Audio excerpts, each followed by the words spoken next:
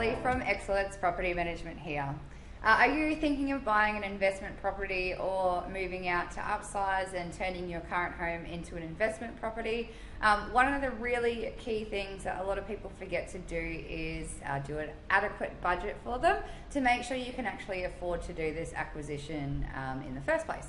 So I'm going to teach you today how to budget for an investment property. So one of the first things is everyone always makes the same mistake, particularly on their first investment home, and they only budget for two things, which is number one, the rental income they think that they can achieve, and secondly, just their mortgage repayments. Now, that's not going to give you a clear enough picture of whether you can afford the property because there are a lot of other costs involved, and I'm going to explain what they are to you right now. So the first one is what should you budget for? So you should definitely budget for your mortgage repayments, but don't forget your bank fees as well. So bank fees include interest payments. Sometimes there's like a loan processing fee that you'd pay every 3 months, and vice versa. So you need to check out what your bank actually charges you for and include those all into your annual budget.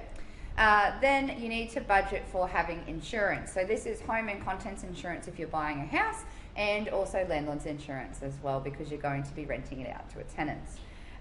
Then what you need to budget for is rates. So your rates will come out generally every 3 to 6 months, so you need to include those into your annual budget.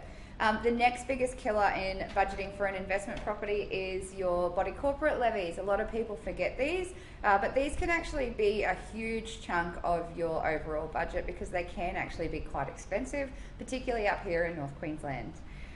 Then what you need to make sure you do is budget for maintenance and upkeep. A lot of people forget about this one. So my general rule is as long as you allow 2.5% of the property's value per year to spend on maintenance, you should be safe. However, I do have a maintenance warning. Not all properties are going to be low maintenance, and obviously some properties are a lot more high maintenance. So if you've got a low set brick home, there's not going to be a huge amount of maintenance that comes with that. However, if it is nearing on 8 to 10 years old, you can expect that a lot of the appliances are going to start breaking down now. And also Queenslanders, if you're purchasing a Queenslander, you're going to expect to pay a lot more maintenance on those types of properties. So if you're in that situation or you're unsure, allow 5% of the property's value for your maintenance budget per year, and then you should be safe. Then the next thing is your property management fees. So the rent you collect, you're not going to be able to keep all of that, and there are other fees involved with getting a property management service like letting fees and so on. So contact your preferred agents, or if you're interviewing them already, find out what those fees are and include those into your budget as well. Also, don't forget about your acquisition costs. So a lot of people, when they go to buy a property, they just allow for that deposit that they need to pay in the first place. But it doesn't end there with your acquisition costs. So you also need to allow for stamp duty. So stamp duty can technically be rolled into your mortgage. However, you need to understand what that stamp duty is. There is a website online. So if you go to the Office of State Revenue's website, they will be able to help you calculate what sort of stamp duty you're looking for.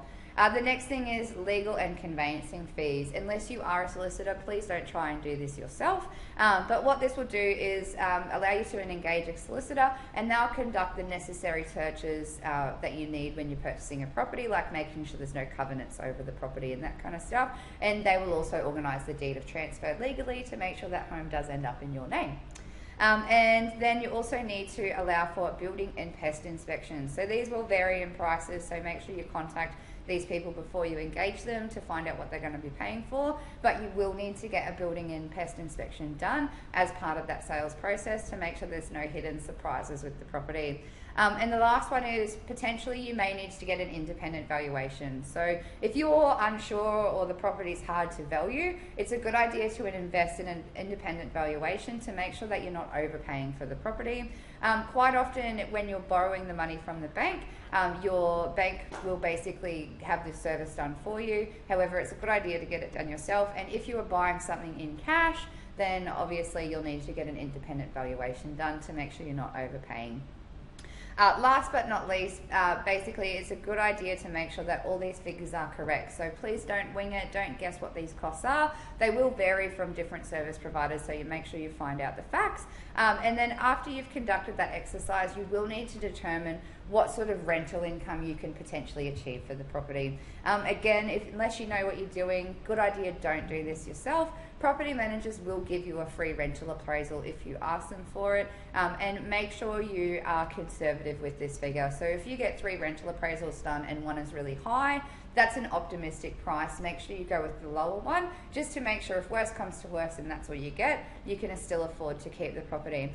Once you've got all this information together, all you need to do is put it into a simple spreadsheet, line up your income versus your outgoings, and see what that figure left over is. Now, if that's a negative figure for you, which it quite often is now with properties in Australia, it just means it's negatively geared, so it is going to give you a good tax offset, but you're going to have to make sure that you can comfortably afford to chip in every single month to be able to keep the property.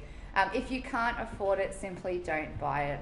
If that's a positive figure, then that's great. You've found a positively geared property, then it may be identified as a great investment for you.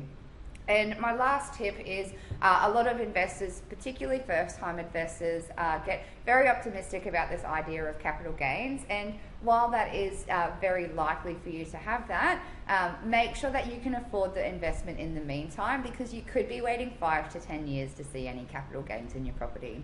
Now, if you follow all of that criteria that I've just given you, you should be able to determine whether it's a good investment or not, and mainly whether you can afford it. Guys, if you need any more information, please check out my blog below. I've put this all in a detailed list for you and explained it a little bit further.